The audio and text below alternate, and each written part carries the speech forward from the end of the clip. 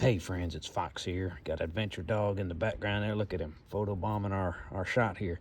Hey, I did a video not long ago called Bushcraft on a Budget. And I talked about things like the canteen and cup, which everybody knows about. I talked about the Swiss Army farmer.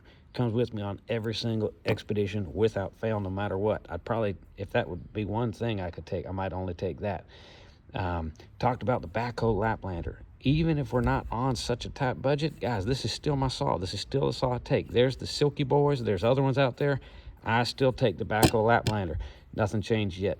I just reviewed these two knives on the channel. Great little knives. Haven't carried them yet. They're just out here for fun. But what I want to talk about is if your budget's not quite so tight and you have a little more money to spend, give you a couple more options.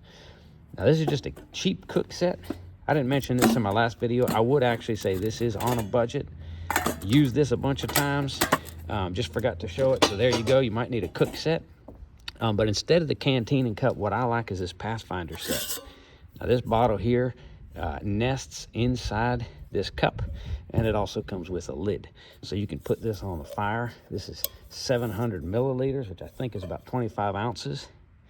And, you know, you could, again, just like the canteen cup, you can put soup in there, you can put your supper. I use this most of all just for hot water, and then I either make coffee or maybe make some hot chocolate or tea or something like that. But the fact that these nest together, and again, you can, when you open this up, it is big in there. If it's not filled with water yet, like if you haven't got to, let's say you're going to camp next to a creek, maybe you want this empty. I can fit my fire starter, I can fit tinder, I can fit so much in here.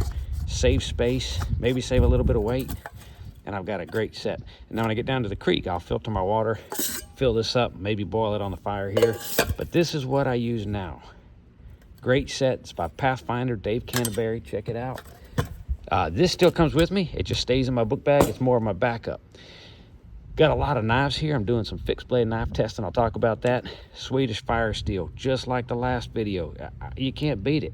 I've got other fire steels, I've got knockoffs, and I've got other brands that are great. This is still my favorite one. Honestly, guys, I just picked up this lighter. Someone was going to throw it away. It's almost full, and I thought, I'll take that camper with me. It's pink. If I drop it, I'll find it. If your fire steel's not your thing, a lighter or some matches. Again, just like the last video. But now I want to talk about something that's a little bit different. You can get yourself a hairy homeowner hatchet. Nothing wrong with that. I went with the Holtz Brook camp axe. It's got about a 19-inch handle. It's kind of a combination between or not a combination, but it's kind of right in the middle between a axe and a hatchet. Made in Sweden, 1 3/4 pound head weight, and this thing is perfect. Chopping down small saplings and mostly for splitting wood. Now again, I said this in the last video, if I can help it, and especially if I'm alone in the backcountry, I like axes. I feel like a lumberjack, feel cool, you know, I get it. It's cool. And I probably have it in my truck at all times, but I'll tell you what, you can get hurt so quickly. And one quick cut, one fell swoop, all the cool bushcraft videos, you see people chopping wood and stuff, that's great. It's good that they never got hurt. But one quick mistake with this, video's over, guys. You know, you're bleeding out, you got to get to rescue. So that's one reason why I still prefer the backhoe Laplander. Now, I always talk about the Swiss Army Farmer as being one of my favorite knives, and it does have the saw. It's essentially, this is a Swiss Army Pioneer with a saw. So if you're familiar with the Pioneer, same knife, they just add the saw, and that's what makes it the Farmer. Here's another option. Now, this knife is called the one-handed trekker. I've mentioned it in a couple videos. Non-serrated blade here, serrated blade up top. This blade is locking, whereas none of the Farmer blades lock. And as you can see, I'll give you a fair comparison here with the saw. The saw is a little bit bigger. So if you're not going to take an axe and you're not going to take a backhoe, and maybe you need to do some simple wood processing, the saw this size can get it done. Here's a locking button here, so you can shut the blade. Like most Swiss Army knives, it also has the flat screwdriver bottle opener, which also locks, which is neat. And it's got the can opener, flat screwdriver combination tool. On the back here, you have an awl and a Phillips. So you got a lot of tools there. I mean, a lot of times, especially if you're just camping or you're doing some state park stuff, you might just be able to get away with just this one tool, which is a great tool. Last but not least, I want to mention the knife that I carry now. So, guys, I've carried the Moras. I've carried the SEPR4, which is over here, and there's some others that are off shot I've carried. And I carry the SE Izula 2. This is the knife that I carried the most. Still love this knife, still prescribe to this knife, still use it.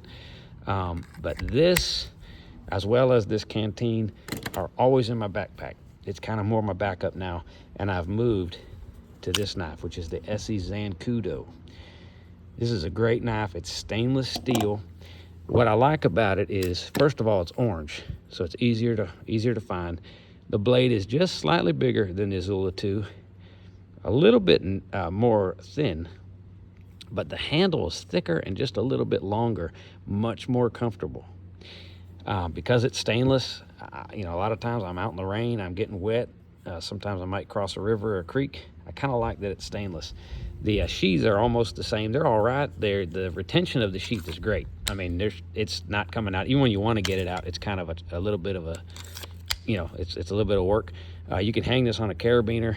You can clip it. You can turn this clip around. So you can clip it down, carry it scout style if you want behind your back. They also make another model of this knife with a hole right here. If you're doing like some rope work and you're on the side of a cliff or on the side of a mountain, has a hole here for a carabiner, so if you drop your knife, you won't hurt the people underneath you.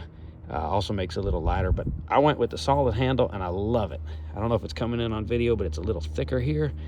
The way this fits my hand, the thickness, the weight, stainless. Again, it's kind of the finish is not super bright, but as you can see there in the light, you could use it a little bit of a signaling device, start fires with it. I use it mostly for processing wood once it gets small enough. Again, I use the axe or the saw first, and I just use this when I need to. Use it to make tent stakes. Oh, there's Adventure Dog. Yeah, y'all are gonna y'all wanna see more of him? I think we need a proper introduction. And yeah, so SE Zancudo, great knife. So here you guys go. You got fixed blade options, you got saws, you got less expensive saws. I go with the backhoe. You got knives. Guys, Swiss Army knives, I know they're not tactical. I know maybe some people don't think they're that cool, but for the price and quality that you get, you just can't beat it. So a couple other options for you. Bushcraft on a Budget Part 2. Y'all, thanks for the comments on the last video. Let me know what y'all carry. Let me know what you don't leave home with. Again, real quick, like I said in the first video, this of course is not an all extensive list. I have my backpack, I have some things in my vehicle, I've got my EDC items on me. This is not everything. This is just some things you need for bushcraft. Thanks for watching.